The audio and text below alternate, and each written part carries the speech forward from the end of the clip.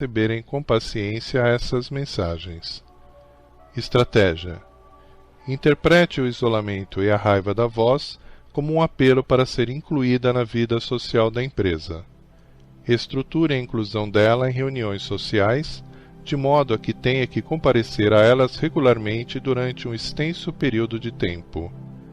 Esse tipo de CDS tende a desistir rapidamente de qualquer participação social não estruturada, voluntária. Um exemplo do mundo dos negócios. Conta um fornecedor de equipamentos militares de St. Louis, Allen P., ingressou em nossa companhia trazendo no bolso $220 mil, produto de um acordo de cessação de relações de trabalho com o empregador anterior. Dera o alarme nessa firma, justificavelmente, por reajustes ilegais em contratos com o governo federal. Nós o contratamos devido a seu alto grau de especialização em contabilidade de imposto de renda de pessoa jurídica. Desde o início, porém, Allen deixou claro que odiava trabalhar com outras pessoas. Recorria a sarcasmo e ataques pessoais para excluir-se de projetos de equipe. Dentro de alguns meses, raramente era visto fora de seu gabinete. Não obstante, comunicava-se regularmente com seus superiores através de uma série de memorandos bem escritos e que despertavam atenção. Na qualidade de chefe imediato de Allen, tornei-me cada vez mais constrangido com uma presença mal-humorada que dava o serviço quase diariamente a meus superiores. Estava prestes a chamá-lo a meu gabinete e dizer-lhe que parasse com os memorandos, quando me lembrei da experiência anterior dele em pôr a boca no mundo. Este homem estava me tentando para tentar silenciá-lo. Implorava-me praticamente que eu tornasse mais uma vez uma causa célebre, colocando-o em um palco onde pudesse despertar mais atenção. Resolvi fazer-lhe à vontade, mas não da maneira como ele esperava. Um vice-presidente graduado e eu bolamos o prêmio da pulsação, destinado a empregados que fossem além do estrito cumprimento do dever em manter o dedo no pulso da companhia, protegendo-a contra más informações e erros.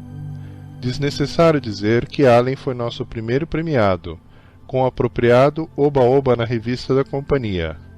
A atenção aparentemente lhe deu o que ele queria. Reagiu calorosamente a várias pessoas no escritório. Ele e eu conversamos agora regularmente sobre alguns de seus interesses, de modo que ele acha hoje menos necessário enviar seus torpedos verbais à alta administração. CDS número 2. O traiçoeiro. Essa pessoa difícil vive menos isolada, mas é tão eloquente como a voz. O traiçoeiro forma ligações temporárias com outros empregados, mas apenas para movê-las como se fossem peões num tabuleiro, tendo em vista vantagens e progresso pessoal. Os gerentes precisam agir decididamente para neutralizá-lo, pois ele, sozinho, pode acabar com o espírito de equipe e a confiança mútua. O processo de traição, ou punhalada pelas costas, funciona geralmente da mesma maneira. Os empregados A, B e C, durante um período de tempo, trabalham perto o suficiente para se tornarem amigos e abaixarem a guarda no tocante a atitudes e preferências. O empregado A revela que não gosta do seu chefe. A empregada B diz casualmente que está procurando emprego. No momento oportuno, o empregado C fornece ao chefe as 2 pepitas de informação e, por 30 peças de prata, passa à frente dos outros em aumento de salário e promoção. Como lidar com o traiçoeiro? Obviamente, as atividades do traiçoeiro não podem ser recompensadas de nenhuma maneira. Muito ao contrário, o gerente precisa bancar o detetive e descobrir quem no escritório brande o punhal sanguinolento. Isso pode ser feito melhor se vier a conhecer bem todos os empregados, talvez através de frequentes almoços juntos ou reuniões no café da manhã. Depois de estabelecer laços de confiança com os empregados, qualquer informação depreciativa recebida de um traiçoeiro pode ser conferida rápida e confidencialmente, procurando-se diretamente o empregado alvejado, mas basta para reparar os danos por ele causados. Mas poderá ele ser regenerado? Veja só a sofisticação política do traiçoeiro. Todo indivíduo tão hábil assim em jogar com seres humanos possui talentos que podem ser canalizados construtivamente. A chave, como no caso da voz, consiste em descobrir o que o traiçoeiro quer. Uma simples conferência sobre metas na carreira com o gerente pode colocá-lo na estrada certa, de volta à participação construtiva no trabalho da equipe. Dada a atenção concentrada do gerente em suas aspirações, o traiçoeiro não precisa mais subir sobre os cadáveres dos demais para ser notado. Nessas conferências, o gerente pode dar pistas a ele sobre a cultura básica da empresa, uma cultura que dá valor a relações mutuamente sustentadoras e não a conflitos intestinos. Estratégia: valorize tanto e tão evidentemente entre os empregados o espírito de equipe que todos possam ver que a traição nem é recompensada nem encorajada. Estratégia: confira rápida e confidencialmente informações depreciativas a fim de tirar o pavio de suspeitas e de má vontade do que depende o traiçoeiro. Estratégia: discuta com ele metas na carreira e faça-o conhecer as regras costumeiras de comportamento civilizado na cultura da companhia. Um exemplo do mundo dos negócios. Diz um vice-presidente de uma companhia de energia elétrica de Dallas: acho que um dos meus empregados andou assistindo demais o seriado Dallas na TV. Ele era, pelo menos, tão tortuoso como JR em tramar o fracasso de outros empregados e, em seguida, milagrosamente, correr em seu socorro no último momento. Em certa ocasião, convenceu-me a designar 3 outros empregados de seu grupo para preparar um relatório. Não me dei conta de que somente ele tinha acesso aos dados de que os colegas precisavam para redigir o relatório.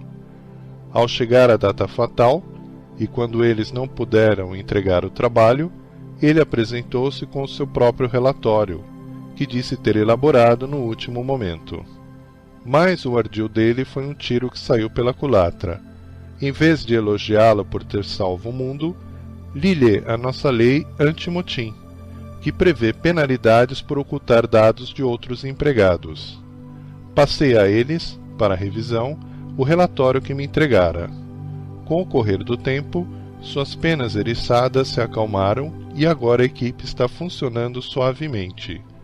Mas acho que ele aprendeu uma lição valiosa sobre manipular colegas para fins de vantagem pessoal.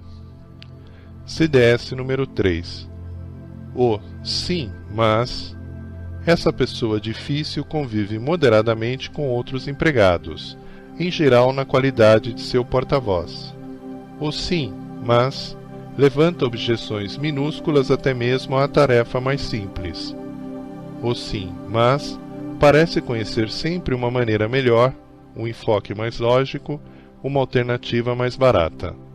O trabalho começa a marcar passos se o gerente para discutir cada obstáculo levantado pelo sim, mas. Por outro lado, o gerente não pode ignorar todo o feedback trazido pelos empregados. Boas ideias e avisos de importância crucial chegam de fato aos gerentes procedentes dos escalões mais baixos. A solução no caso do empregado tipo sim, mas consiste em sobrecarregá-lo com todo o peso de suas objeções. Notem que o sim, mas constitui apenas o começo de uma objeção. Com uma frequência grande demais, o gerente salta não só para defender sua própria posição, quanto para eliminar a própria objeção. O empregado sim, mas rapidamente aprende que até mesmo a insinuação de uma objeção colocará o gerente em um excesso de atividade defensiva. Gerentes espertos continuam a receber bem as informações do empregado sim, mas insistem em que todas essas objeções sejam apresentadas por escrito. O ato de escrever requer que pensamentos apenas parcialmente cozidos sejam transformados em frases e períodos e, em seguida, estruturados em um argumento coerente, com provas e recomendações. A grande maioria dos sim, mas nem tem a energia nem o interesse necessários para desenvolver dessa maneira suas objeções. Só as mais importantes de suas evasivas é que têm alguma chance de chegarem a ver a luz do dia numa folha de papel. Estratégia: continue a estimular o feedback dos empregados, mas exija que as objeções do sim, mas, as políticas, procedimentos e outros assuntos sejam apresentadas por escrito, para um exame exaustivo. Um exemplo do mundo dos negócios. Do fundador de uma firma de consultoria em Washington, D.C. Temos que agir rápido para obter contratos de consultoria. Nossa equipe de redação de propostas trabalha sem parar no escritório, à medida que se aproximam os fins de prazos para apresentação de propostas. O trabalho da turma no ano passado foi retardado muito por um antigo gerente que queria bancar o motorista do assento traseiro. Toda iniciativa que a equipe de redação tomava ou queria tomar era contestada por esse gerente. Ele jamais conseguia sugerir uma alternativa melhor, mas despejava sempre uma torrente incessante de críticas às ideias dos demais. Como resultado dessa obstrução, não completamos a tempo nossa proposta para um programa de treinamento em rudimentos de computador de muitos milhões de dólares para o Departamento de Agricultura. Ele não trabalha mais aqui. CDS número 4. O político. Esta é a mais perigosa de todas as pessoas difíceis, uma vez que tem não só poderes de expressão altamente desenvolvidos, mas também atenção e, às vezes, o apoio de muitos empregados. O político procura colocar-se como corretor de poder entre a administração da empresa e os empregados. Cortejar o político é uma maneira segura de fortificar-lhe a crescente base de poder. Ignorá-lo cria um adversário poderoso. A solução para lidar com o político é conceder poder a outros grupos de empregados e porta-vozes, sem passar, obviamente, por cima dele. A base de poder do político é muitas vezes mantida coesa não por sua rede de favores, obrigações e amizades, mas pelo vácuo da negligência da administração da empresa. Nos casos em que o gerente deixa de fazer contato regular com um grande número de empregados, um político de algum tipo inevitavelmente preenche o vazio. A delegação de poder a grupos de empregados e porta-vozes ocorre através de convites para reuniões importantes, pesquisas de opinião, reorganização de grandes blocos de empregados em equipes menores e o emprego de círculos de qualidade e de grupos de discussão. Os perigos e dificuldades criados pelo político corretor de poder podem ser vencidos não desafiando-se diretamente sua influência, mas desmontando-lhe peça por peça a base de poder. Estratégia: evite fortalecer o poder do político, fazendo-lhe a corte ou através de um confronto direto. Estratégia: desarme o poder do político, dando atenção e influência a grupos e indivíduos dentro do próprio colégio eleitoral dele. Um exemplo do mundo dos negócios. Este exemplo é de uma editora de Nova York. Na qualidade de vice-presidente e editor de uma grande companhia de livros universitários, enfrentei uma situação difícil há alguns anos com os 40 e tanto editores de aperfeiçoamento de texto que empregamos. Esses homens e mulheres trabalham diretamente com autores e manuscritos, preparando o texto final antes da composição. Nessa ocasião, Eles eram conhecidos dentro da empresa como figurinhas menores no poste totêmico. Eu e meu editor-chefe tínhamos poucos contatos com eles. Certo dia, em fins de outono, nossos editores de aperfeiçoamento apresentaram-nos uma lista de reivindicações. Eram representados por um deles, uma mulher alta que conhecíamos apenas de nome e pela reputação de ser uma das melhores que possuíamos. Nossa resposta à lista de reivindicações, disse ela, devia ser-lhe entregue. Ela, por seu turno, comunicá-la-ia ao resto dos editores. Vimo-nos diante de um dilema. Mandá-la embora como cabecilha de mini levante custaria à companhia uma excelente empregada, e nos arriscaríamos à raiva a longo prazo de dezenas de outros editores. Mas aceitar-lhe as exigências implicaria em instalá-la permanentemente como porta-voz quase sindical em um ambiente de trabalho claramente não sindicalizado. Experimentamos uma estratégia que funcionou muito bem. Depois de lhe agradecer pela apresentação da lista de reivindicações, dissemos-lhe que as estudaríamos com todo cuidado. No dia seguinte, todos os nossos editores de departamento convocaram reuniões com seus próprios editores de aperfeiçoamento. Todas as reuniões produziram listas próprias de queixas e sugestões. Listas estas que rapidamente tomaram lugar da antiga lista de exigências como nossa agenda de ação. Como vice-presidente, tomei a iniciativa de nomear 2 editores de aperfeiçoamento, não a mulher que apresentara a lista original, para a comissão executiva da companhia. Tomamos ainda outras medidas para assegurar que os editores de aperfeiçoamento poderiam expressar suas opiniões individualmente e em pequenos grupos. Como resultado, nunca tivemos que negociar através de um único indivíduo ou discutir com empregados sobre uma única lista de reivindicações. CDS número 5. O xereta. Essa pessoa difícil convive, sem a menor dúvida, com muita gente na empresa, mas não se expressa com tanta veemência ou credibilidade como o político. O xereta nunca aprendeu a sabedoria do ditado da Segunda Guerra Mundial, aquele: boca frouxa afunda navios. Regularmente, e muitas vezes até sem querer, o xereta sabota a moral do escritório e o planejamento departamental com seu incessante "acabei justamente de ouvir". Na vida empresarial, a maioria dos xeretas quer atenção e afeto. Aprenderam a usar informações para obter acesso a conversas e relações sociais.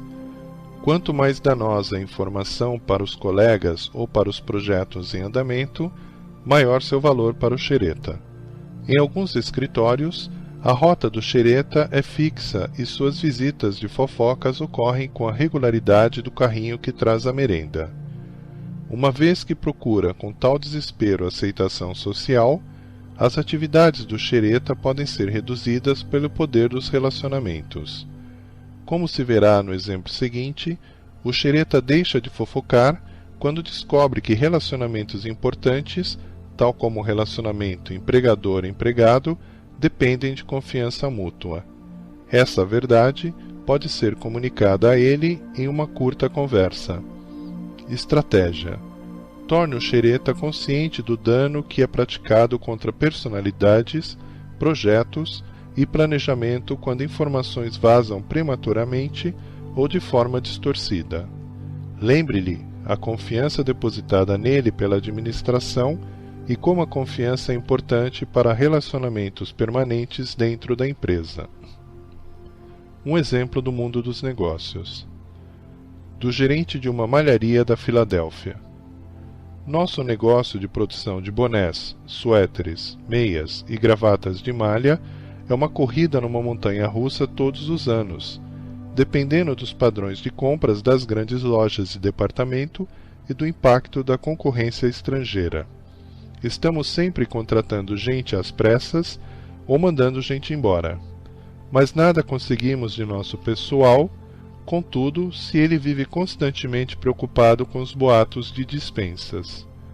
Quando, no inverno passado, estivemos pensando em dispensar gente, uma lista altamente secreta de 6 possíveis empregados que seriam dispensados vazou, de alguma maneira, pela empresa. E descobrir a origem do vazamento em um funcionário da sala de fotocópias. Apuramos que ele era relativamente novo na empresa e que usou essa informação como meio de relacionar-se com os empregados mais antigos. Chamei-o à minha sala e mostrei-lhe os fatos.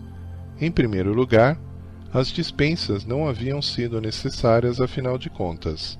Em segundo, a fofoca dele levara 2 dos 6 empregados a aceitar emprego com um concorrente. Em terceiro, nossos gerentes tinham sido obrigados a gastar muitas horas tranquilizando empregados que haviam ouvido o boato. Calculei que a fofoca custara à empresa bem mais de $60 mil em trabalho perdido, retreinamento e outros custos. Não o demiti.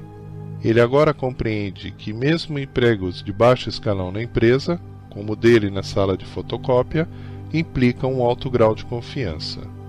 As necessidades psicológicas da pessoa difícil podem muito bem exceder os recursos de tempo e capacidade de aconselhamento pessoal de um gerente. Quando isso acontece, é um alívio chamar um conselheiro de companhias como John Lobby, da Bell Atlantic Employee Assistance Program. Com um conselheiro treinado, empregados difíceis podem conversar longamente sobre seus problemas.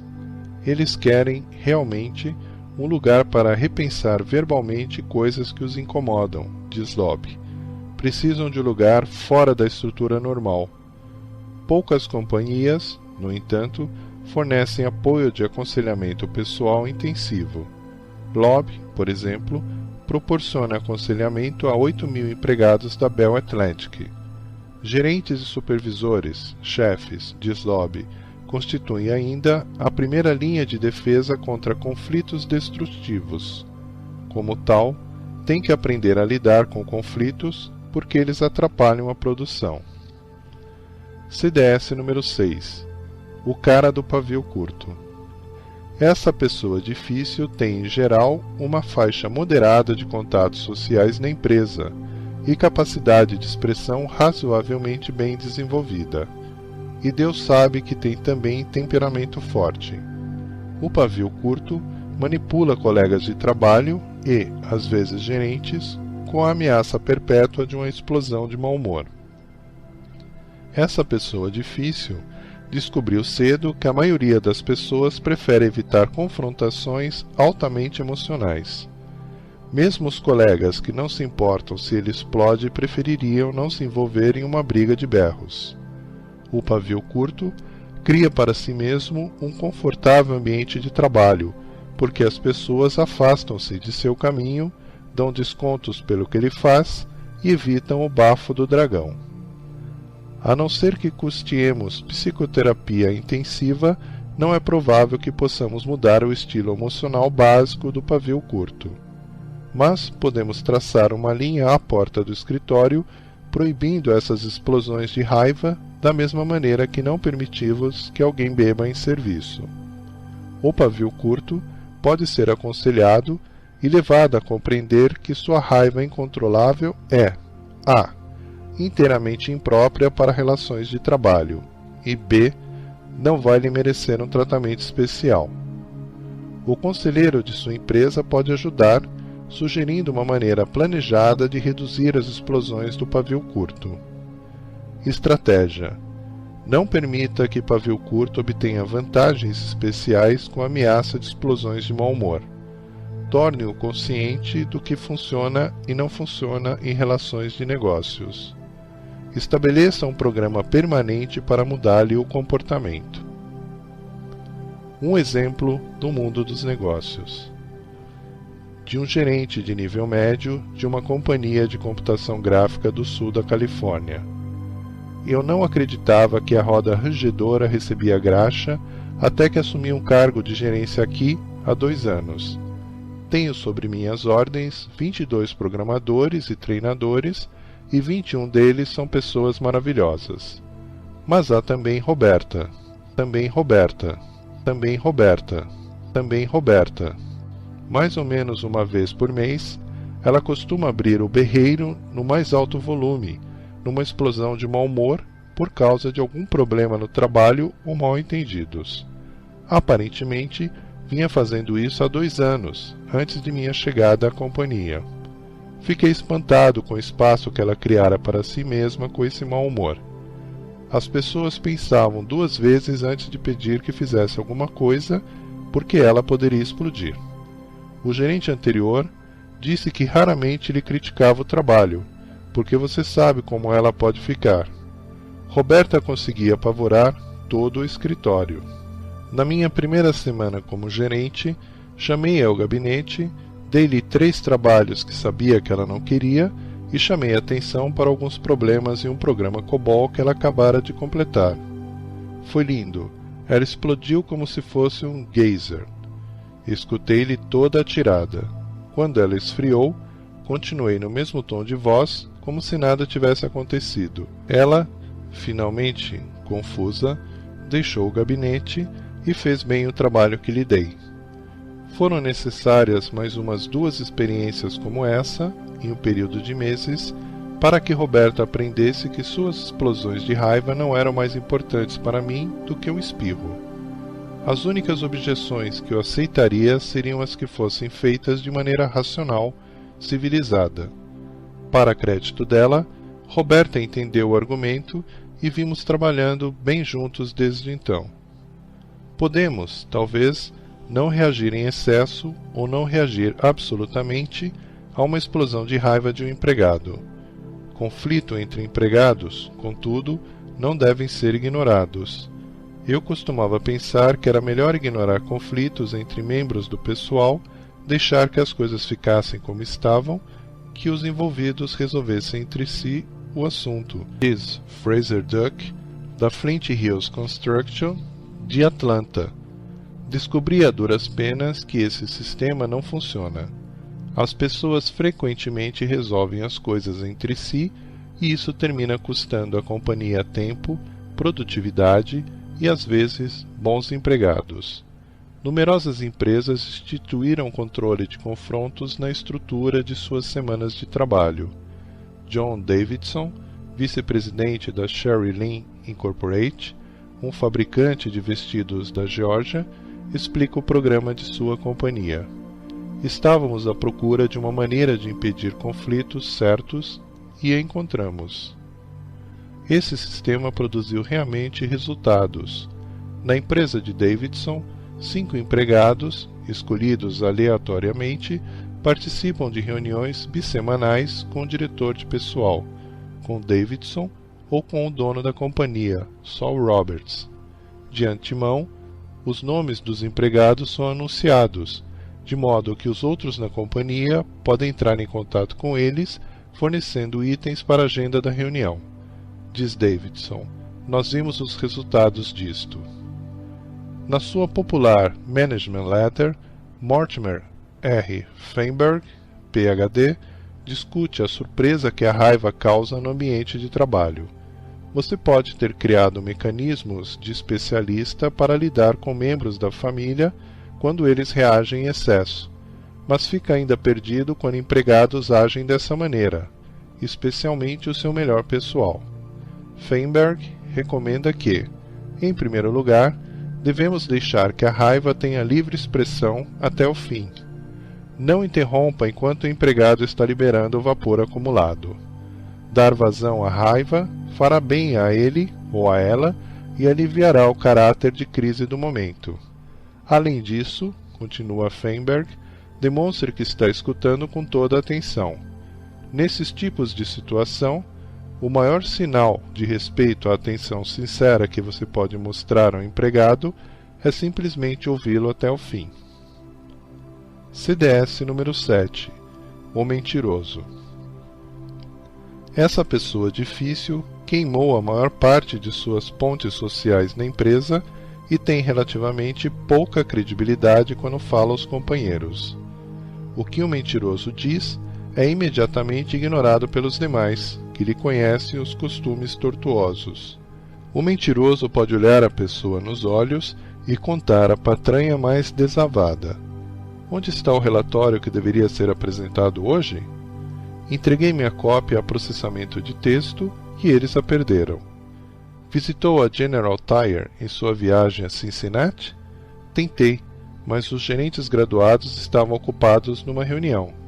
Claro, o mentiroso quer as recompensas de fazer tudo certo, enquanto, na verdade, faz errado a maioria das coisas. Ele, por conseguinte, está disposto a mentir para preservar as aparências. E, infelizmente, continua a trabalhar durante anos antes de desmoronar como um castelo de cartas.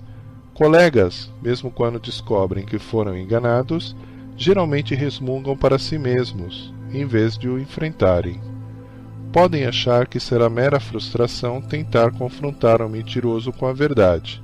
Ele, provavelmente, espernearia e procuraria escapar com outra mentira. Mentirosos geralmente destroem a si mesmo na vida profissional, mas, durante a queda, causam incontáveis danos às empresas e às pessoas. As mentirinhas inofensivas que explicam chegar tarde para um almoço ou não receber a tempo suprimentos transformam-se rapidamente em mentiras cabeludas que provocam perda de clientes ou envolvem a companhia em ações judiciais. No fundo, o mentiroso tem um medo quase doentio do fracasso, e esse estado fornece também um ponto de partida quando se quer recuperá-lo. A maioria das pessoas em todos os níveis são fracassos ou apenas sucessos parciais, mesmo no caso das companhias mais rentáveis. Cartas escritas para conquistar novos clientes fracassam mais do que têm êxito. Visitas de venda quase sempre acabam em nada. Profissionais bem-sucedidos, porém, não consideram fracasso como alguma coisa de que alguém deva envergonhar-se. Eles são apenas os testes diários porque passam a coragem e a engenhosidade das pessoas. O mentiroso, porém, não compreende fracassos e deficiências. Trata o fracasso como se fosse uma praga. Reconhecê-lo seria ameaçar a própria carreira, os relacionamentos, a autoimagem. Se quer salvar um mentiroso, confronte-o com a pura e indisputável verdade. Em vez de deixar que ele continue com a ladainha de mais mentiras e desculpas, dê o nome do fracasso em voz alta. John, a verdade é que você não entregou o relatório a processamento de textos. Você nem mesmo redigiu. O mentiroso provavelmente reagirá com indignação e vagos comentários sobre duvidar da minha palavra. Mas, uma vez, diga o que tem a dizer com a maior clareza possível. John, eu estou duvidando mesmo de sua palavra. Não acredito que você esteja dizendo a verdade. No fim, o mentiroso acabará admitindo uma aproximação da verdade. Eu achei que se reconhecesse que não havia terminado o relatório, você pensaria que eu era um fracasso. Isso, o mentiroso, talvez pela primeira vez em meses ou anos, reconhece seu medo do fracasso. Ocorre nesse momento uma oportunidade ideal, supondo que quer ajudá-lo, de lembrar a ele que um fracasso não acaba necessariamente com uma carreira. John, você devia ter me procurado e dito que simplesmente não aprontou o relatório no prazo. Isso não teria sido preferível a uma série de mentiras? Estratégia. Confronte o mentiroso com a pura e crua verdade e, em seguida, leve a conversa sobre a maneira como lidar com o fracasso. Fracassos ocasionais, embora indesejáveis, são inevitáveis na carreira de todo mundo. Indivíduos com integridade moral enfrentam-nos e trabalham para superá-los. Um exemplo do mundo dos negócios. De uma cadeia de lojas de departamento de Nova York. Se a gente ganhasse $1 por cada mentirinha inofensiva, outras nem tanto assim, e mentiras cabeludas ditas a cada dia no mundo dos negócios, poderíamos pagar a dívida nacional. Mas esse fato não desculpa mentir. Quando a mentira toca coisas realmente importantes, ela dói. Um de meus compradores cometeu um grande erro numa grande compra de sandálias fabricadas em Formosa. Os modelos estavam fora de moda e eram de má qualidade. Quando chegaram às lojas em fins da primavera, simplesmente encalharam. De modo que perguntei ao comprador o que fora que acontecera. Ele assumiu uma expressão chocada e disse que o fabricante lhe enviara uma remessa errada. Aquelas não eram absolutamente as sandálias que havia encomendado. Acreditando nele, peguei o telefone e passei uma espinafração no fabricante, uma companhia de Formosa com a qual vínhamos fazendo negócio há anos. A companhia negou ter cometido qualquer erro e me enviou uma cópia da ordem de compra original do meu comprador, que mostrava que ele, realmente, encomendara as sandálias que nos haviam enviado. Não me importei tanto com o fato de o comprador ter feito uma besteira, todos nós fazemos, mas com o fato de ter mentido. Como resultado da mentira, coloquei em risco um relacionamento com um bom fornecedor e fiz um papel de bobo. O vendedor e eu tivemos uma longa conversa sobre o que fazer quando cometemos erros. Acho que ele compreende agora que mentir não é uma boa opção. CDS número 8. O descobridor de culpados. Tal como o mentiroso, o descobridor de culpados alienou virtualmente todos seus contatos sociais da empresa e nem mesmo pode reclamar a criatividade do mentiroso para dar credibilidade ao que diz. Ele é absolutamente previsível.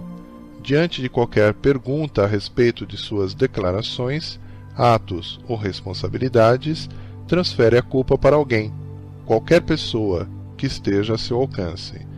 Não enviei a carta ao Sr. Jones porque minha secretária esqueceu de datilografá-la. Isso é uma mentira, claro. Ele nunca deu a carta à secretária para datilografar, mas é uma forma muito perigosa de mentira porque põe a culpa em uma pessoa inocente. O descobridor de culpados não apenas perdeu todos os vestígios de integridade moral, mas tampouco demonstra o menor respeito pela reputação ou bem-estar dos demais. Se a secretária é repreendida por ter esquecido a carta, ele solta um suspiro de alívio por ter se safado mais uma vez. Estratégia. Uma vez que pôr a culpa nos outros constitui uma forma insidiosa de mentira, use a técnica da confrontação para flagrá-lo no ato. Reúna com a pessoa acusada e procure esclarecer os fatos. E o descobridor de culpados deve ser obrigado a pedir desculpas à pessoa a quem acusou. Repita essas reuniões tantas vezes quanto forem necessárias, até que ele reconheça as consequências de atribuir a outrem uma culpa imerecida. Um exemplo do mundo dos negócios. De um fabricante de material esportivo de Milwaukee. Tudo começou como uma questão banal, mas acabou tornando-se uma grande confusão. Alguém na companhia colocou a empunhadura errada em parte de 8.000 raquetes de tênis que despachamos. O pedido de devolução resultante nos custaria cerca de $11.000. Quando o erro nos foi comunicado pelos varejistas, chamei meu empregado de linha de montagem para saber o que havia acontecido. Ele botou a culpa em 6 trabalhadores de linha que lhe haviam sido impostos pelo departamento pessoal. Os novos trabalhadores não haviam recebido treinamento suficiente, queixou-se. Não era de espantar que cometessem erros tão dispendiosos. Em vez de deixar o assunto morrer, chamei o chefe de pessoal. Ele sugeriu que, juntos, conversássemos com os 6 empregados. Foi bom que tivéssemos feito isso. Isoladamente, um dos outros, todos disseram que as empunhaduras incorretas lhe haviam sido fornecidas em caixas pelo próprio encarregado. Irritou-me não só que ele tivesse me mentido, mas que houvesse arriscado o emprego de 6 outras pessoas para salvar-se de um embaraço. Quando o confrontei com a versão dos 6 empregados, ele os chamou de mentirosos. Deixei o assunto morrer, depois de um curto conselho sobre a importância de sempre contar toda a verdade. Mas ele está avisado de que, no futuro, vou apurar tudo quando ele botar a culpa em alguém. CDS número 9. O recluso amargurado. Essa difícil pessoa renunciou a contatos sociais na empresa e a todas as tentativas de estabelecer comunicabilidade.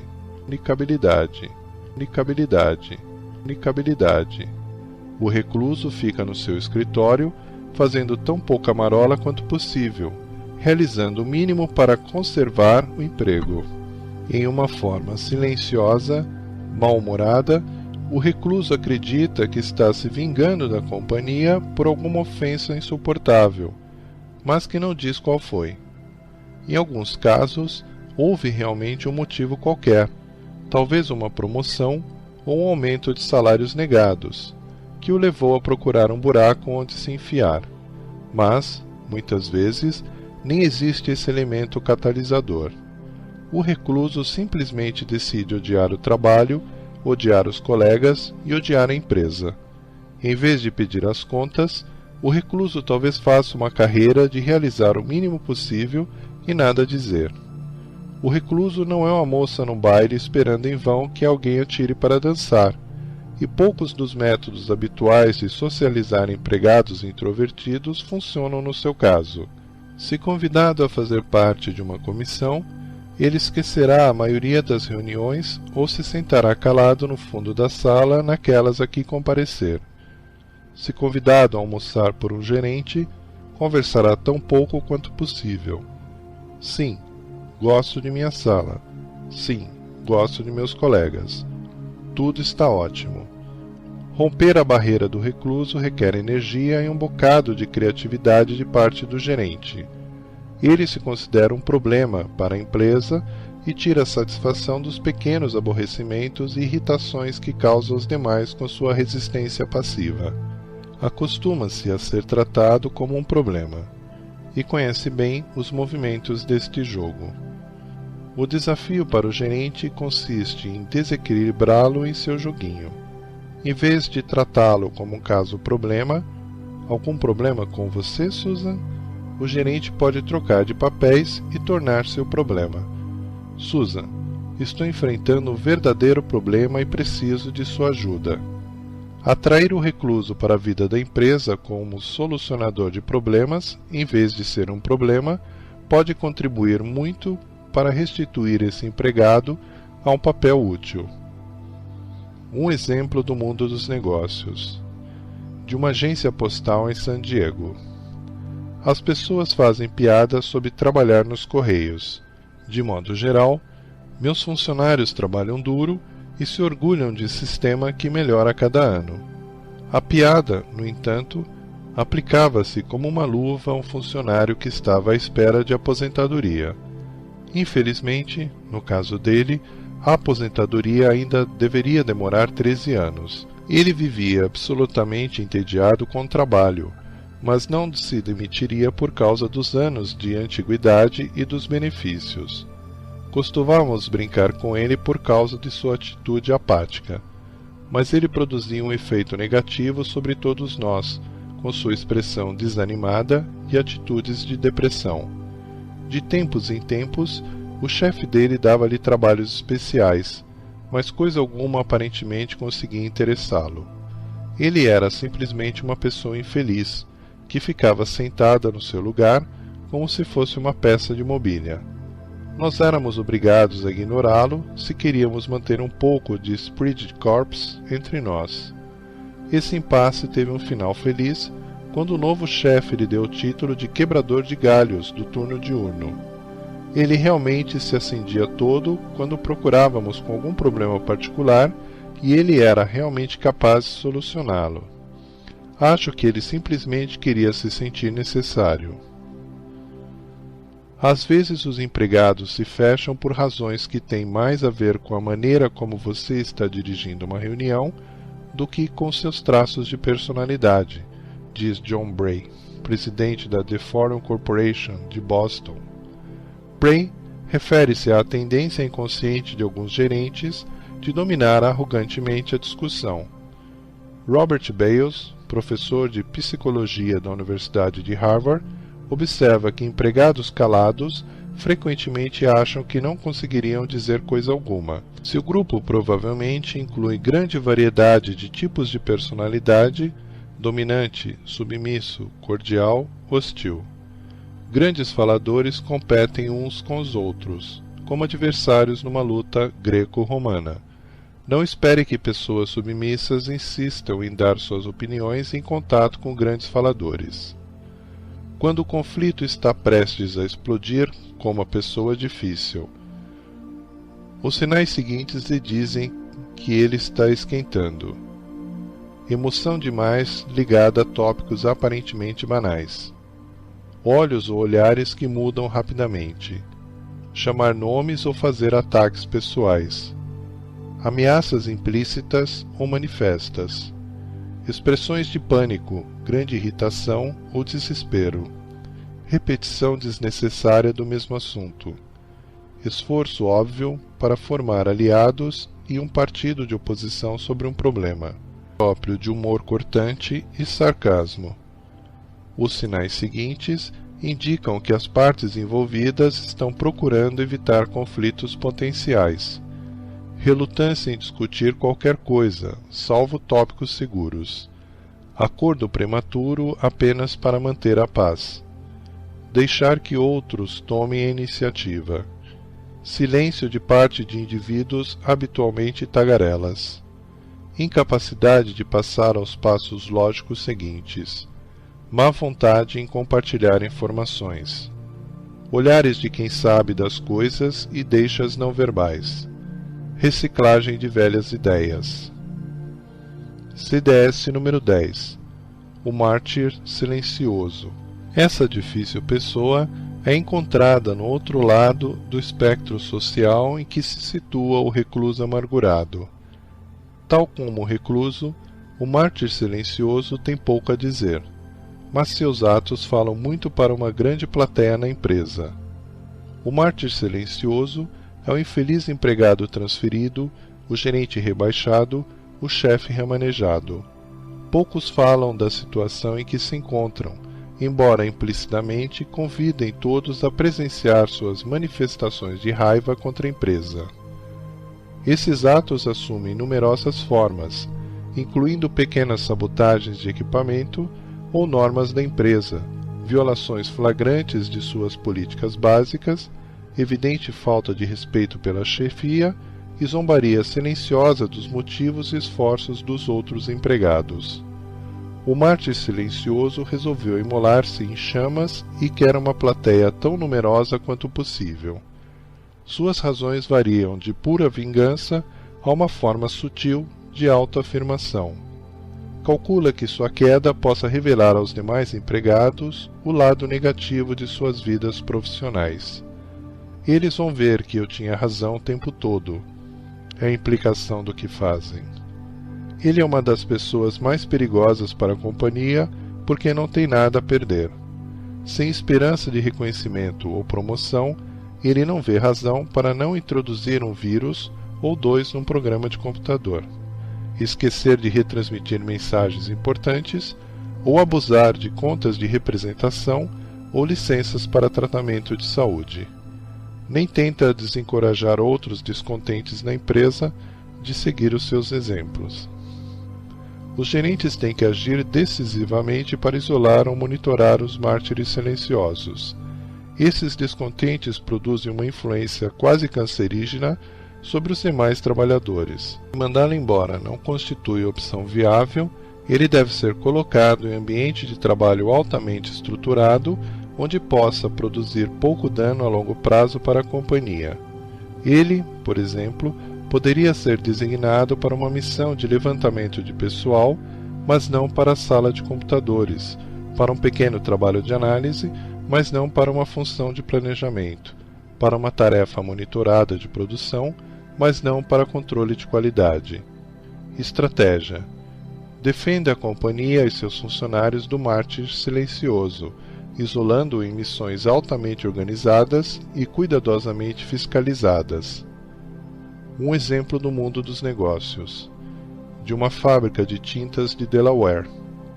Embora nossa fábrica seja altamente automatizada, há dezenas de pontos no processo de produção onde um empregado displicente ou um vândalo podem causar grandes problemas. E quanto mais o empregado conhece sobre o processo, maiores os problemas que pode ocasionar. Acabamos de mandar embora o empregado que, num período de 6 meses, foi responsável pela mistura errônea de mais de $15.000 em tintas. Foi um caso clássico de empregado que recebeu uma avaliação de desempenho medíocre e resolveu vingar-se da empresa. Não conseguíamos descobrir por que medidores de fluxo eram misteriosamente mal calibrados e marcadores de tempo desligados em sua área de trabalho. Não obstante, vários empregados ouviram-no dizer em tom de brincadeira, depois do trabalho, que lançaram uma chave inglesa no processo de produção. Nós o colocamos numa posição em que ele podia ser observado o tempo todo, sem que soubesse disso. Durante esse período, não houve mais sabotagem. Por sorte para todos nós, ele resolveu mudar-se para a costa oeste. É um problema difícil quando achamos que temos um empregado que sabota a fábrica, mas não podemos provar coisa nenhuma.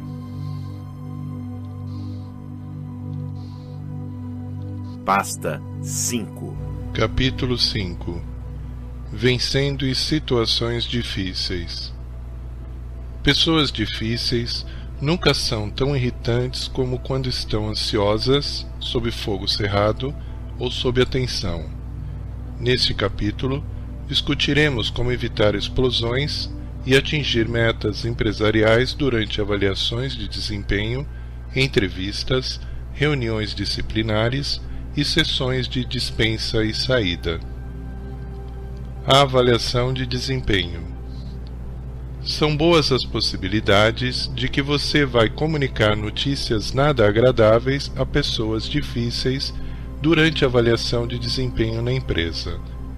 De que maneira vai dizer a um indivíduo perturbado, temperamental, que o desempenho dele não está à altura? Técnica 1. Mostre antes de falar. A sua avaliação de desempenho será sem dúvida feita por escrito, com categorias marcadas por tiques, medidas em pontos ou desenvolvidas por extenso.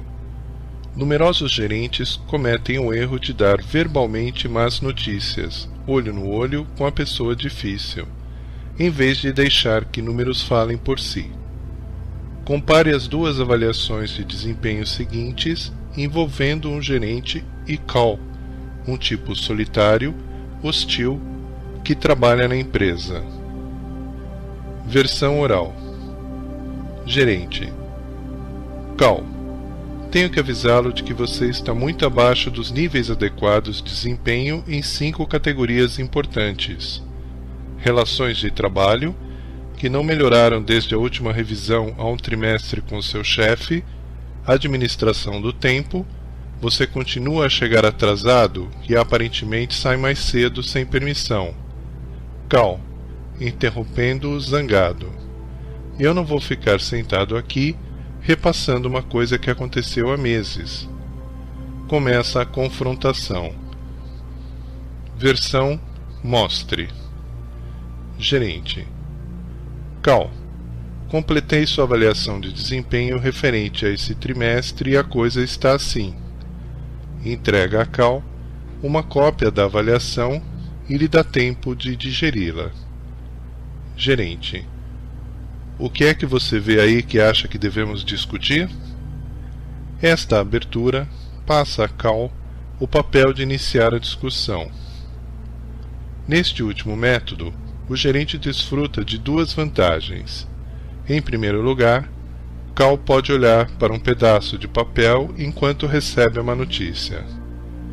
E pode ter seu próprio tempo para controlar-se antes de erguer a vista e iniciar a discussão. Se a mesma informação fosse comunicada verbalmente, ele teria muito mais dificuldade para conter as emoções.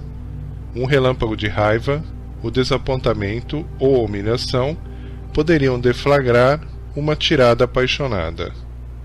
Em segundo, Cal ficaria em condições de escolher o primeiro item para discussão. Nessa situação, numerosos empregados escolhem um item menos grave do que seus principais defeitos. Cal, por exemplo, poderia reexaminar a folha de avaliação e, quando perguntado sobre o que quer discutir, escolher um problema relativamente menor. Não compreendo esse item sobre não completar meus cursos de treinamento. Ou, se estivesse muito zangado, poderia simplesmente aceitar a avaliação. Tudo bem, e daí? Assino isso? Em ambos os casos, o gerente tem a opção de prosseguir e discutir-lhe os grandes problemas. Mas o importante é o seguinte: a discussão tem a oportunidade de começar em um terreno relativamente não explosivo. Técnica 2. Elogie de forma estruturada.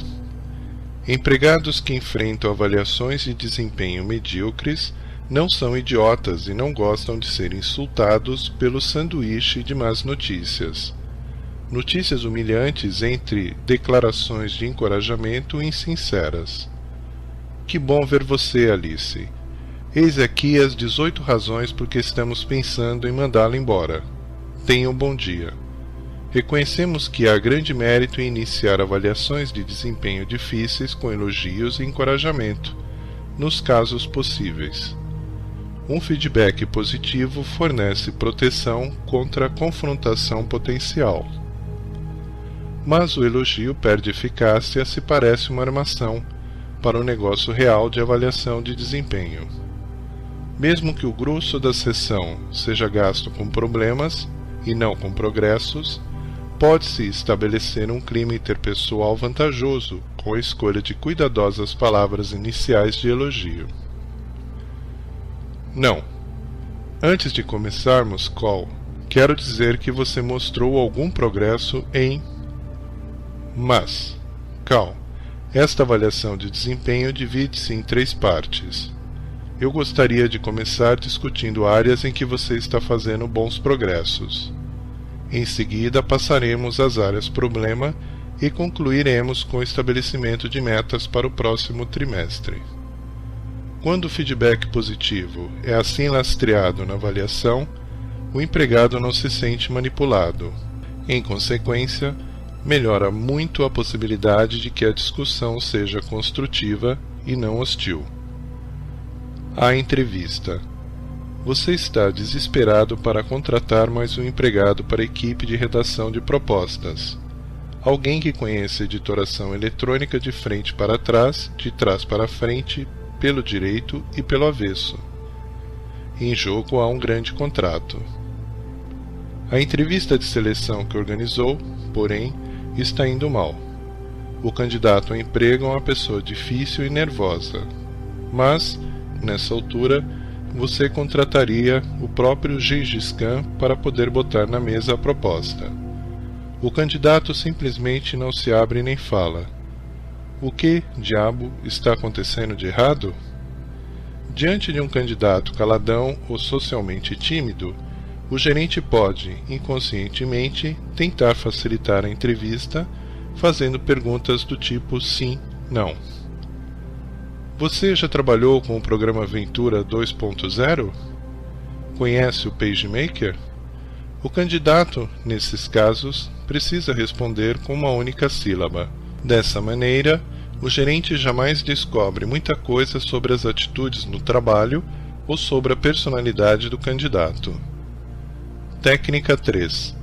Faça perguntas de respostas abertas para trazer para fora a pessoa difícil ou reservada.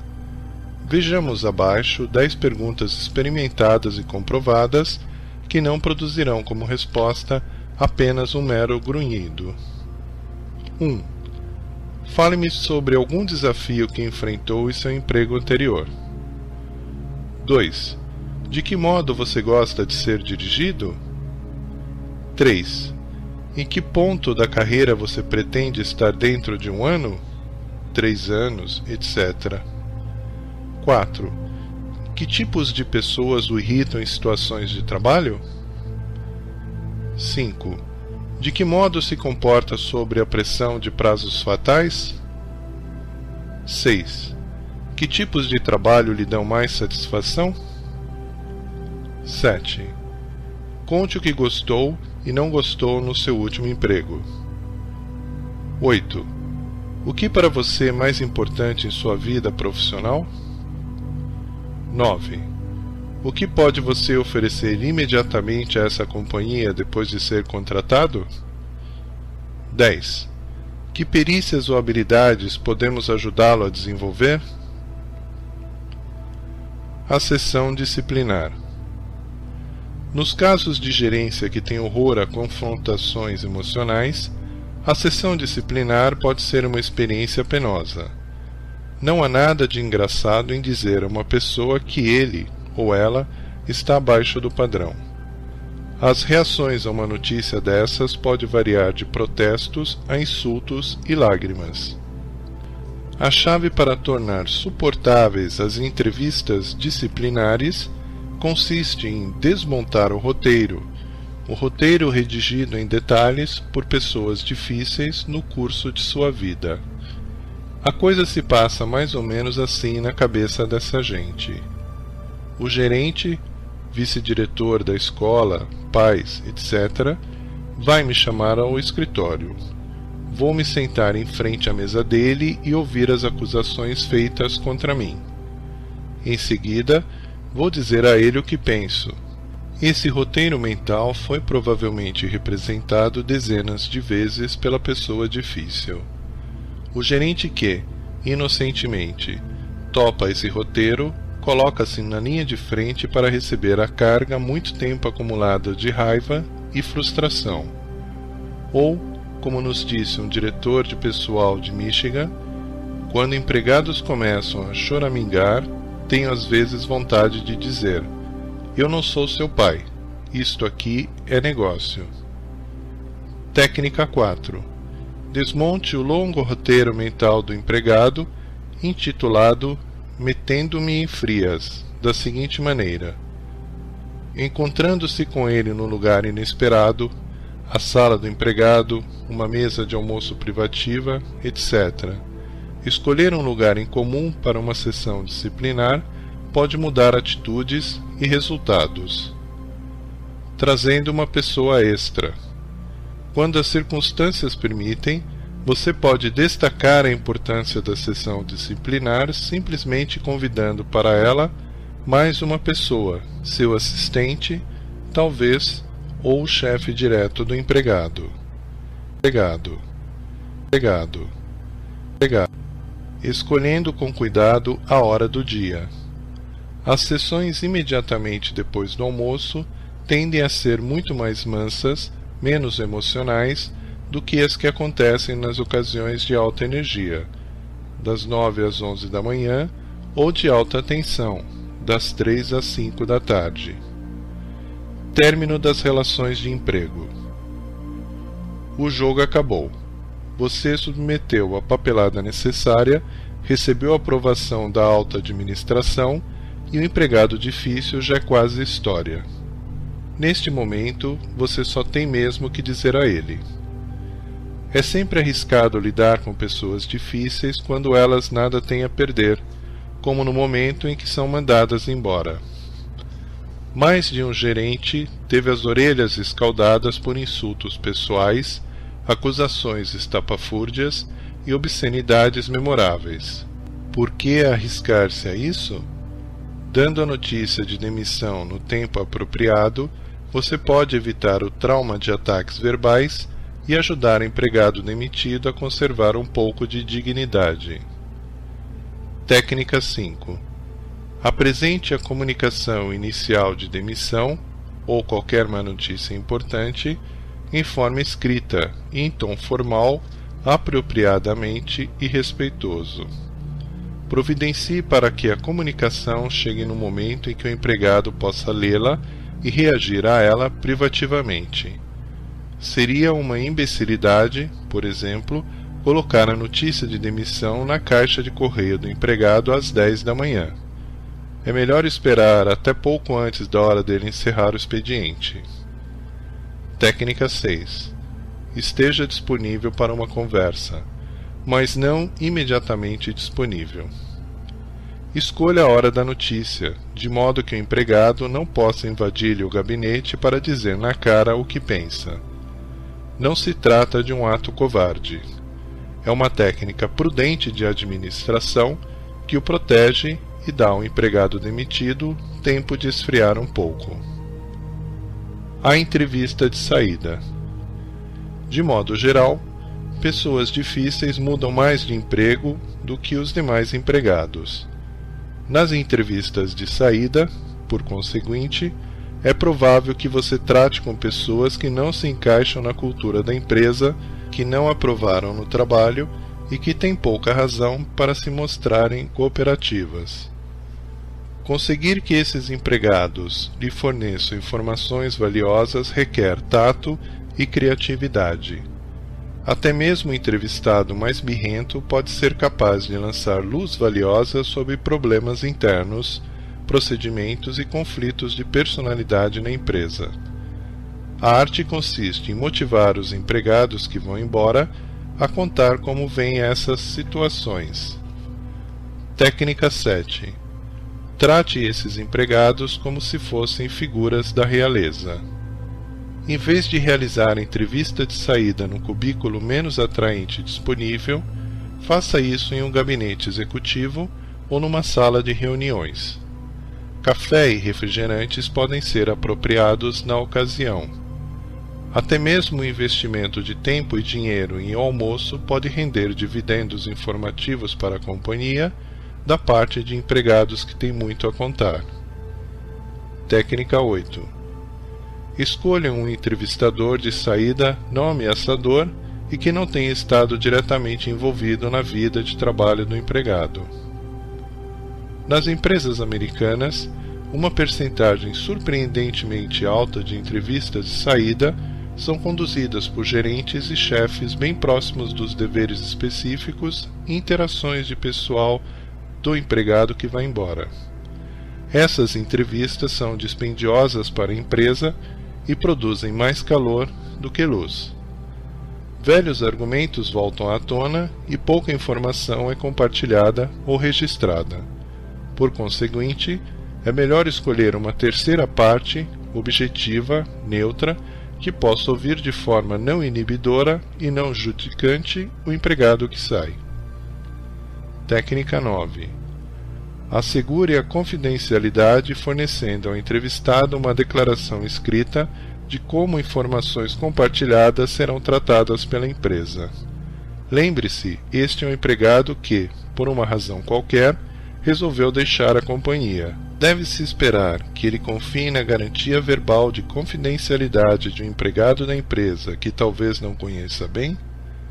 Particularmente no caso de empregados que saem, mas com planos de permanecer na mesma atividade, o que é dito em uma entrevista de saída pode ser profissionalmente prejudicial se não for tratado com respeito o desejo do empregado de permanecer anônimo. Uma declaração escrita sobre a política da empresa encoraja o empregado a dar um nome aos bois. Técnica 10. Agradeça ao empregado antes e com detalhes. A gratidão da empresa por uma informação valiosa pode ser uma força estimulante, mesmo para empregados difíceis que não dão a mínima atenção para ela. Considere a cena seguinte, em que a gratidão ocorre cedo como fator motivador. Entrevistador: Jack, é um prazer para nós ter esta oportunidade de conversar com você. Provavelmente este é um momento difícil para você, tendo que arrumar suas coisas aqui e se preparar para um novo emprego. Mas você está em excelente situação para nos dizer coisas que precisamos saber para melhorar nossas condições de trabalho e produção de qualidade. Gostaríamos de ouvir também sua opinião sobre os estilos de administração dos que foram seus chefes. Vencer com pessoas difíceis nunca é mais importante do que em situações como essas. Maneiras como pessoas tentam influenciar-se mutualmente. Estratégia 1. Asserção. A exposição energética da posição adotada. Apresentei meu argumento de forma alta e clara. Estratégia 2. Barganha. Tentativa de concordar com vantagens mútuas. Eu coço suas costas e você coça as minhas. Estratégia 3. Concessões mútuas. Acordo em fazer sacrifícios mútuos para obter uma solução. Desisto disso e você renuncia àquilo. Estratégia 4. Fraude. Manipulação através de inverdades. Você nada tem a perder. Estratégia 5. Disfarce emocional. Pose apoiada em fingimento emocional. Eu não poderia me sentir mais feliz do que estou com sua promoção. Estratégia 6. Manipulação emocional. Tentativa de mudar as emoções sinceras de outra pessoa. Você tem que parecer confiante se quer sair-se bem disto. Estratégia 7. Evasiva. Evitar aqueles que podem desaprovar-lhe os atos. O que eles não sabem não vai magoá-los. Estratégia 8. Fait accompli. Defender a todo custo interesses próprios a despeito das objeções dos demais. Eu faço o que quero. Estratégia 9. Insinuação. Sugestões indiretas do que se pretende alcançar. Psiu, lembre-se daquilo que conversamos. Estratégia 10. Persistência. Repetição dos próprios desejos. Deixe que eu repita. O que quero é o seguinte. Estratégia 11. Persuasão. Esforço para convencer outra pessoa com apelos emocionais e aos seus sentimentos. Como é que você pode fazer isso comigo quando estou convalescendo de uma doença? Estratégia 12. Razão. Esforço para convencer outra pessoa através de argumento racional. Eu mereço um aumento pelas seguintes razões. Estratégia 13. Manipulação do pensamento. Implantar as próprias ideias noutra pessoa para dar a impressão de que os pensamentos são dela mesma. Minha ideia é a seguinte: apresente-a em nosso nome e dividiremos o crédito. Estratégia 14. Alegação de conhecimento especializado. Utilizar conhecimentos superiores ou reputação de conhecimento superior para convencer outra pessoa. Como PhD, estou em condições de fazer um juízo técnico sobre esse assunto. Estratégia 15. Ameaça. Mencionar as consequências indesejáveis se a pessoa deixar de agir de certa maneira. Se não fizer isso, vai ter problema. Baseado em Tony Falbo. Multidimensional Scaling of Power Strategies. Journal of Personality and Social Psychology. 1977, 8, 537 a 547. Pasta 6. Capítulo 6. Comunicação escrita eficiente a pessoas difíceis. Por que escreveram CDS? Mais de um gerente responde: porque, assim, não vou ter que falar com ele.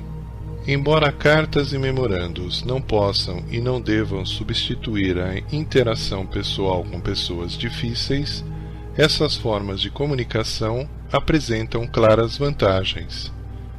Comunicações escritas não podem ser interrompidas por objeções.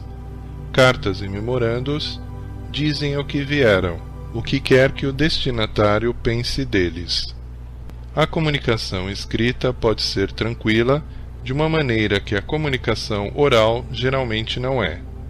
Pontos principais podem ser destacados como cabeçalhos, argumentos menores podem ser postos em itens, e dados corroborantes podem ser anexados. A comunicação escrita não tem olhos, gestos ou postura para atrair estado de espírito, emoção ou atitudes. Mensagens escritas são puras em comparação com as deixas verbais e não verbais que constituem a comunicação oral. É menos provável que dela resultem mensagens ambíguas. 10 técnicas quando escrevemos a pessoas difíceis. Técnica 1. Dê ao texto um tom positivo. Não. O senhor deixou de enviar. E sim. Por favor, envie. Não. O senhor ainda não cumpriu. E sim. Por favor, providencie para... Pode-se ainda adotar posturas firmes e estabelecer prazos de cumprimento obrigatório nessas comunicações positivas. O uso de frases positivas e não negativas tem o objetivo de motivar o leitor a entrar em ação. Técnica 2. Prefira a perspectiva você, o senhor, à perspectiva eu. Não. Tenho vários itens que gostaria de discutir com o senhor. Posso recebê-lo às 10h30 da próxima terça-feira. E sim, precisamos discutir vários assuntos. 10h30 da próxima terça-feira será uma boa ocasião para você? Cartas e memorandos escritos com essa técnica parecem muito menos ditatoriais e egoísticos. É mais provável que o leitor se sinta menos intimidado e mais provável que se sinta persuadido. Técnica 3. Providencie um amortecedor para informações altamente carregadas ou negativas.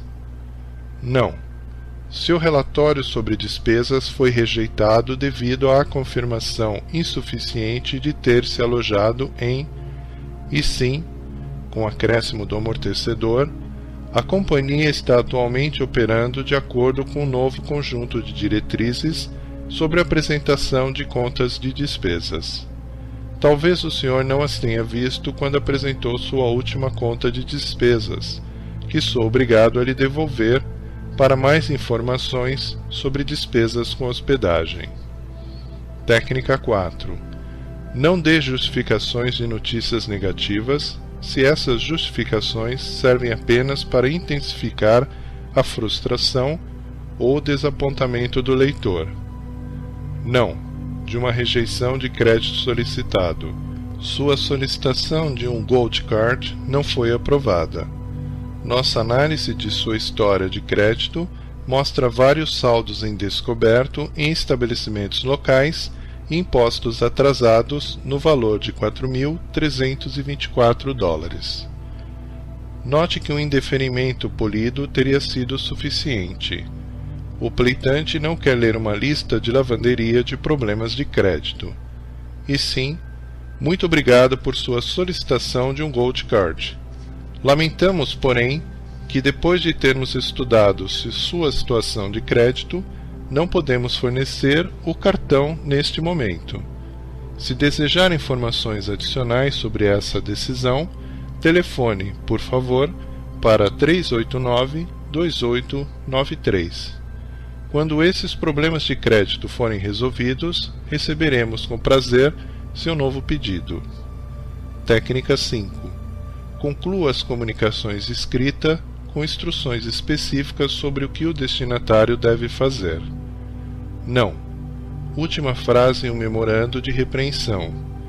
Confie em que me tenha expressado com clareza e que o senhor reaja de forma correspondente.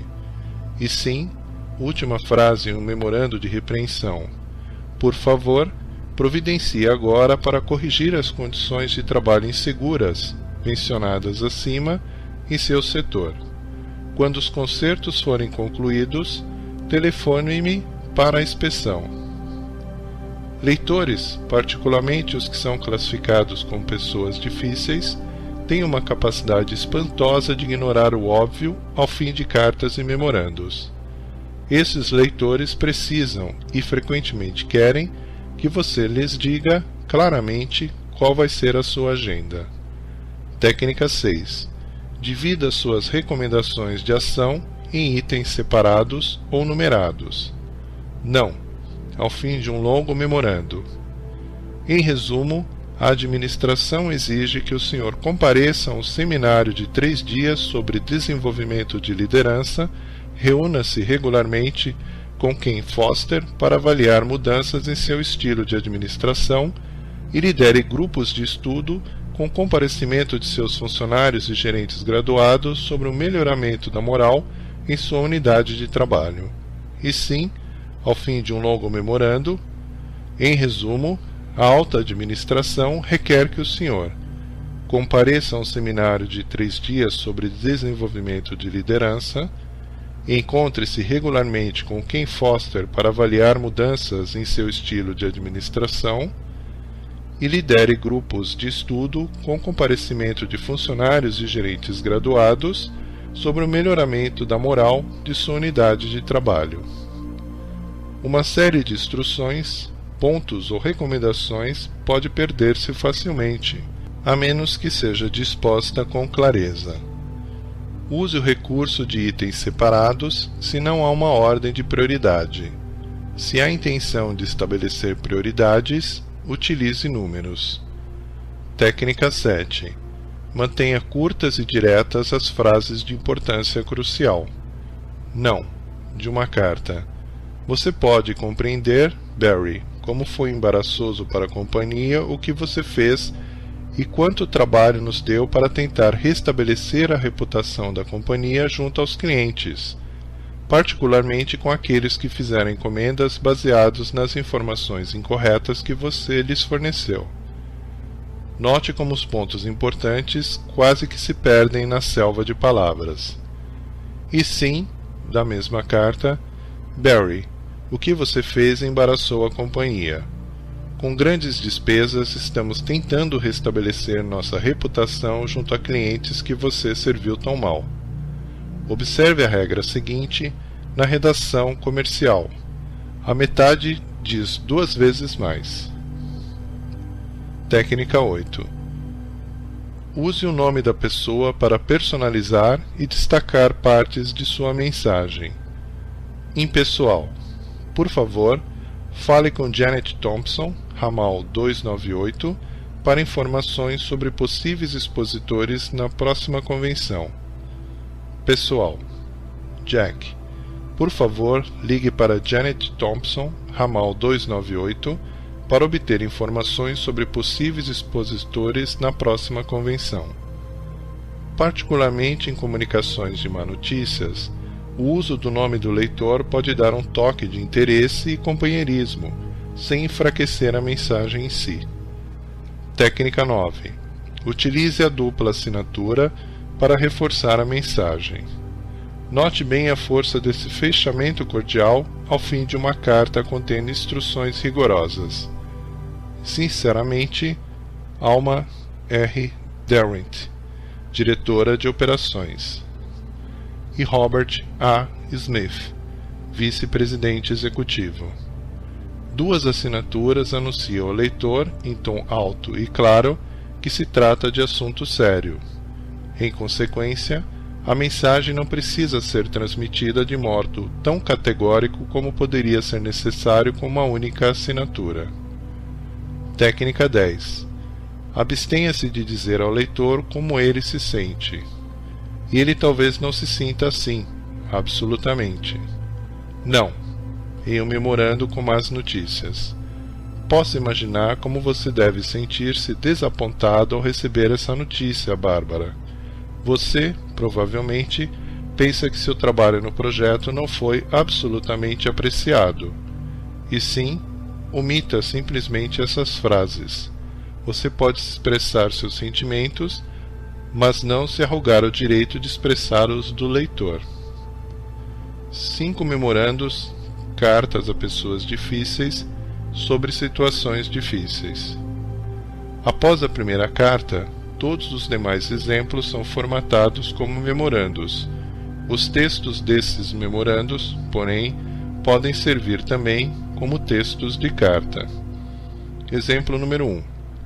Carta informando ao empregado sobre uma queixa. 12 de agosto de 1990. Sr. Nathan Miller, vendedor, Burton Home Products, Incorporate, 2893 Western Highway, Seattle, WA 98323. Prezado Nathan, no dia 5 de agosto de 1990, recebi a carta anexa da Sra. Paula Wilson de Belleville. Por favor, leia a carta com toda a atenção. Na carta, diz ela que você a destratou quando perguntou onde ficavam certos produtos em nossa loja Seattle número 5. Estou ansioso para conhecer sua versão do assunto, de modo a que possa entrar em contato com a Sra. Wilson. Pelo curso de orientação que fez no mês passado, você sabe a importância que essa companhia atribui à confiança e amizade de seus clientes. Investigamos com todo rigor todas as queixas relativas a incidentes entre empregado e cliente. Por favor, ligue-me, ramal 892, até quarta-feira, dia 14 de agosto, sugerindo-me diretrizes específicas sobre como agir. A política da empresa requer uma resposta escrita sua e uma entrevista, à qual comparecerei. Espero ansioso pela oportunidade de trabalharmos juntos para corrigir esta questão, de modo a satisfazer a todos os interessados. Sinceramente, Richard B. Todd, Supervisor.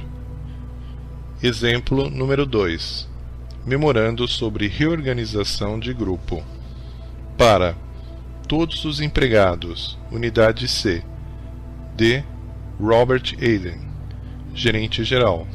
Assunto: reorganização de grupo, com vigência a partir de 1º de março de 1990.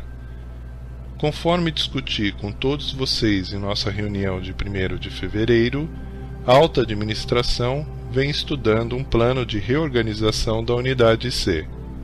Em uma reunião realizada ontem, a Comissão Executiva aprovou a fusão da Unidade C com a Unidade D. Muito embora essa mudança não envolva dispensas, a chefe e ordem hierárquica da nova unidade, que será identificada como Unidade F, mudará muito. Junto ao presente, um fluxograma mostrando os novos cargos e títulos. Planejamos, através dessa reorganização, obter uma maneira mais eficiente, em termos de custos, de continuar o trabalho de alta qualidade pelo qual ambas as divisões se tornaram conhecidas na companhia.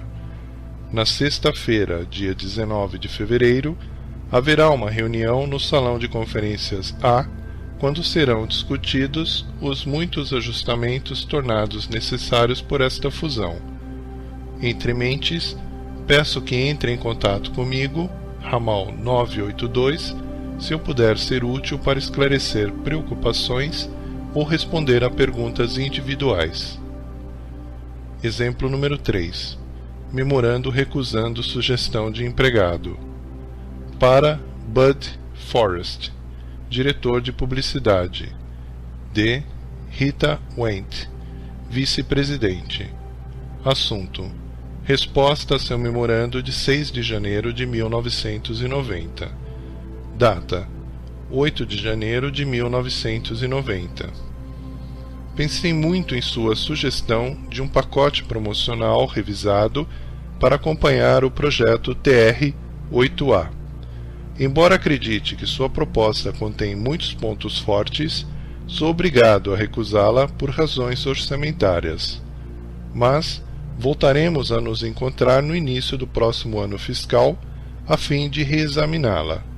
Muito obrigada, contudo, pela iniciativa e trabalho árduo que despendeu em elaborar sua proposta. Exemplo número 4. Memorando declinando um convite. Para Gwen Hirschfeld, Presidente, Comissão de Planejamento da Convenção. D. Oliver Polt, Gerente, Divisão de Computadores. Assunto: seu convite para uma palestra minha na convenção. Data: 7 de setembro de 1990. Fiquei muito satisfeito com a escolha de meu nome como palestrante em sua convenção, Gwen. Sei como vocês todos vêm dando duro para organizar essa valiosa reunião. Nos 10 dias anteriores à convenção, porém, devo representar a companhia em uma feira de amostras na Europa. Em vista disso, sou obrigado a declinar respeitosamente seu convite, pois nessa ocasião, tanto meu tempo de preparação quanto minha resistência física serão muito curtos. Mas se eu puder ajudar de qualquer outra maneira antes da reunião, não hesite em me telefonar. Ramal 982. Exemplo número 5. Memorando assumindo responsabilidade por um erro. Para Ronald R. Samworth, vice-presidente, de Everett Thompson, supervisor 3. Assunto: itens desaparecidos do armazém D. Data: 4 de maio de 1990. Como o senhor sabe, na manhã do dia 2 de maio, o almoxarifado D foi encontrado aberto. Acabamos de completar o inventário do que ali estava depositado, com os seguintes resultados: artigos desaparecidos: 16 resmas de papel para fotocópia, 2 caixas, 24 unidades, de fitas IBM para máquina de escrever, 6 cartuchos de tinta para impressora Hewlett-Packard LaserJet, 3 caixas, 44 itens, de canetas de multiutilidade, 6 rolos de papel para fax. Embora não saiba quem deixou aberto o almoxarifado, reconheço que constitui responsabilidade minha verificar a porta todas as noites, antes de deixar o prédio. Não fiz isso na noite de segunda-feira, 1º de maio, e por conseguinte aceito responsabilidade por esse desagradável incidente. Estou continuando uma investigação interna a fim de descobrir as pessoas responsáveis pelo furto. Logo que houver mais informações, entrarei imediatamente em contato com o senhor. Mais uma vez, sinto muito pelo meu erro. Em conclusão, a menos que se mude para uma ilha deserta, você provavelmente nunca escapará de pessoas difíceis em sua vida profissional. Em vista disso, por que não vencer em seus contatos com pessoas difíceis? Compreendendo o que as motiva, você compreenderá por que elas o irritam. Compreendendo a si mesmo, poderá obter o máximo até mesmo das relações de trabalho mais penosas. 1. Confessar francamente posições.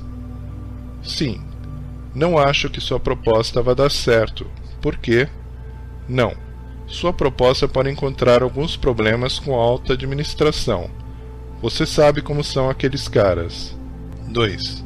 Emocionalmente honesto. Sim. Fiquei desapontado quando você não compareceu à reunião. Não. Zangado? Eu? Porque acha que devo estar zangado? 3. Aceitação. Sim. Obrigado pela sugestão. Vamos estudar as possibilidades. Não. Simplesmente deixe comigo a parte conceitual. 4. Focalizado. Sim. Acho que você deve reexaminar meu pedido. Não. Acho que você realmente não lê nada que lhe trazem. 5. Altruísta. Sim. Tenho algumas ideias sobre a fusão. O que é que você acha? 2. Espere um pouco. Já passei por tudo isso antes. O que eu penso é o seguinte. 6. Orientado para a prova. 5. Sei que conversou com nossos clientes X, Y e Z. Não. Ouvi dizer que andou mentindo novamente ao nosso cliente. 7. Respeitoso. Sim. Estou interessado em ouvir seu ponto de vista. Não. Como secretária, você simplesmente não entende dessas coisas. 8. Nível apropriado de intimidade. Sim. Nós nos conhecemos há uns 2 meses e estou sentindo certo grau de tensão em nossas relações de trabalho. Não. Mesmo relacionamento. Você está tendo problemas em casa ou coisas assim? Não acho que você esteja fazendo muita coisa para cultivar uma amizade entre nós aqui no trabalho.